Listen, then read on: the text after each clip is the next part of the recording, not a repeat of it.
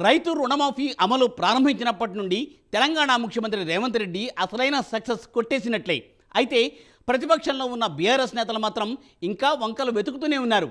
కాంగ్రెస్ మాట ఇస్తే శిలాశాసనమని మరోసారి రుజువైందని రేవంత్ రెడ్డి అంటూ ఉంటే కేటీఆర్ మాత్రం ఊరించి ఉసురు తీశారని మండిపడుతున్నారు. మెజారిటీ రైతులకు నిరాశ మిగిల్చారని శాపనార్థాలు పెడుతున్నారు. రైతు బంధుపై బీఆర్ఎస్ ఆక్రందనలు ఏంటి ఈ స్టోరీలో చూద్దాం.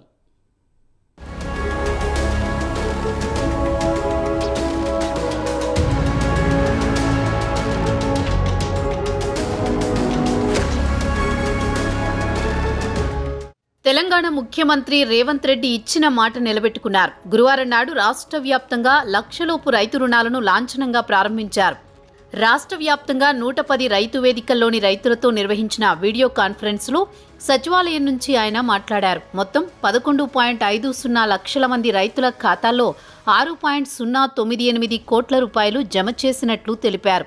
ఆర్థిక శాఖ ఇప్పటికే బ్యాంకుల్లో నగదు జమ చేసిందని, కాంగ్రెస్ మాట ఇస్తే అది శిలాశాసనమని మరోసారి రుజువైందని ముఖ్యమంత్రి రేవంత్ రెడ్డి ఈ సందర్భంగా అన్నారు.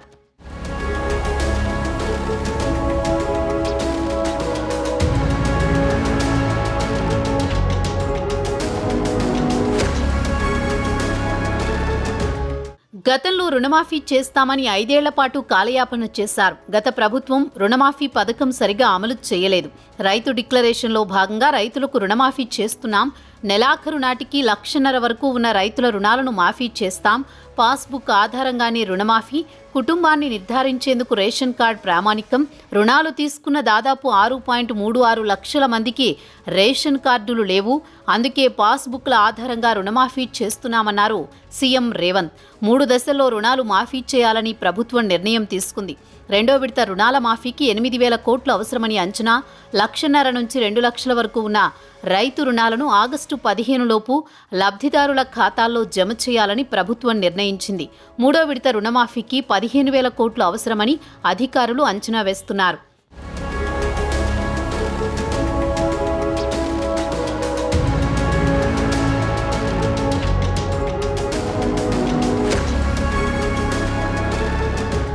ఇక రేవంత్ రెడ్డి రైతు రుణమాఫీపై బీఆర్ఎస్ నాయకులు సవాళ్లపై సవాళ్లు విసిరారు. రైతు రుణమాఫీ అమలు చేస్తే రాజీనామా చేస్తానన్న హరీష్ రావు ఇప్పుడు అసలు విషయాన్ని పక్కన పెట్టి రుణమాఫీలో లొసుగులు వెతికే పనిలో పడ్డారు.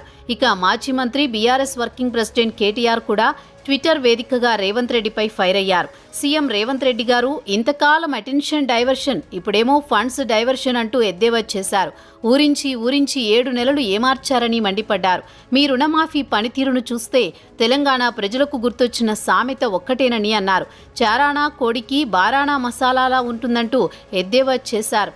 రుణమాఫీ అయిన రైతుల కన్నా కంటతడి పెట్టిన కుటుంబాలే ఎక్కువగా ఉన్నాయన్నారు కేటీఆర్.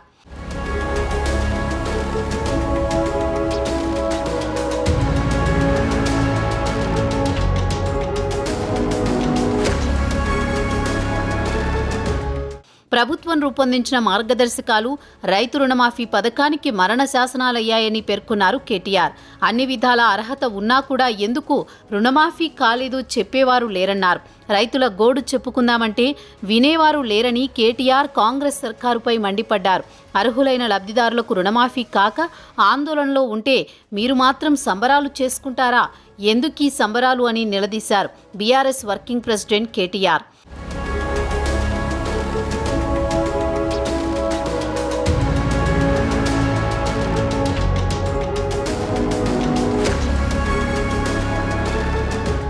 సంబరాలు ఎందుకు? 40 లక్షల మందిలో మెజారిటీ రైతులకు నిరాశే మిగిల్చినందుక, 30 లక్షల మందిని మోసం చేసినందుక, ఎందుకీ సంబరాలని కేటీఆర్ రేవంత్పై చిందులు వేశారు. 2 సీజన్లు అయిపోయాయి, రైతు భరోసా ఇంకా మొదలు పెట్టలేదన్నారు. జూన్లో వేయాల్సిన రైతు భరోసా జూలై వచ్చినా రైతుల ఖాతాలో జమ చేయలేదు. కౌలు రైతులకు ఇస్తామన్న 15,000 రూపాయలు ఇవ్వనేలేదు.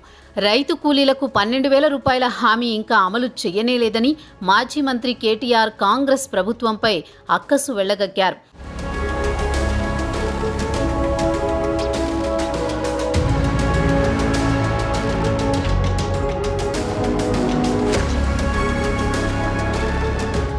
మొత్తానికి చూస్తే రేవంత్ రెడ్డి ఇచ్చిన హామీ నిలబెట్టుకున్నారు. రైతుల నుంచి కూడా పెద్దగా అసంతృప్తి కనిపించలేదు. అయితే రైతు రుణమాఫీ అమలు చేస్తే రాజీనామా చేస్తానన్న బీఆర్ఎస్ నాయకులు మాత్రం ముఖం చాటేస్తున్నారు. రుణమాఫీకి సంబంధించి వంకలు వెతికే పనిలో పడ్డారు. కేటీఆర్ ట్వీట్ చూస్తే బీఆర్ఎస్ నాయకుల ఆక్రోశం ఏ స్థాయిలో ఉందో తెలిసిపోతోందని రాజకీయ పరిశీలకులు అభిప్రాయపడుతున్నారు.